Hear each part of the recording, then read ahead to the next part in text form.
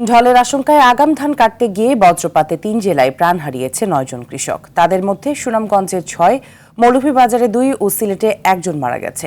এদিকে দেশের ২০ জেলার উপর দিয়ে ৪৫ থেকে ৬০ কিলোমিটার বেগে ঝড় বৃষ্টির পূর্বাভাস দিয়েছে আবহাওয়া অফিস। আবহাওয়ার পূর্বাভাস অনুযায়ী পশ্চিমা লঘুচাপের বাড়তি অংশ পশ্চিমবঙ্গ থেকে উত্তর বঙ্গোপসাগর পর্যন্ত বিরাজমান। এ কারণে জেলাগুলোকে সতর্ক সংকেত দেখাতে বলা হয়েছে। বিল্লাল হোসেনের সহায়তায় দীপ্তচন্দ্র পালের রিপোর্ট।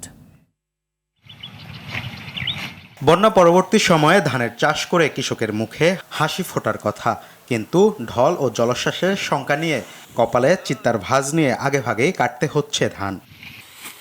সুনামগঞ্জ সহ বিভিন্ন এলাকায় থেমে থেমে বৃষ্টি ও বজ্রপাত হওয়ায় চরম দুশ্চিন্তায় কৃষকরা। এখনও হাওরে ৩৮% ধান মাঠেই পড়ে আছে। আগাম ধান কাটতে যেয়ে বজ্রপাতে ঘটেছে প্রাণহানি। সুনামগঞ্জে হাওরে বোরো ধান কাটার সময় বজ্রপাতের পৃথক ঘটনায় ৩ উপজেলার ২ শিশুসহ ৬ জন নিহত হয়েছে। মৌলভীবাজারে ২ জন আর সিলেটে ধান কাটার সময় ১ জনের মৃত্যু হয়েছে। আমরা আতঙ্কের মধ্যে থাকি, আমরা জানা তুলে কাজ করি। আজকেও টাটা হইরা মানুষ মারা গেছে।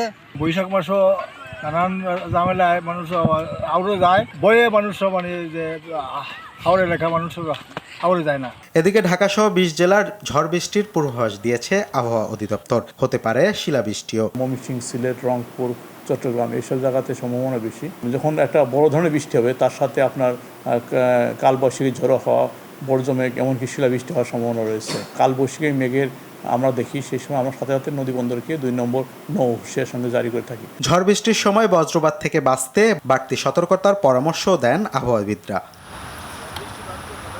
দীপ্তচন্দ্র পাল, RTV, ঢাকা।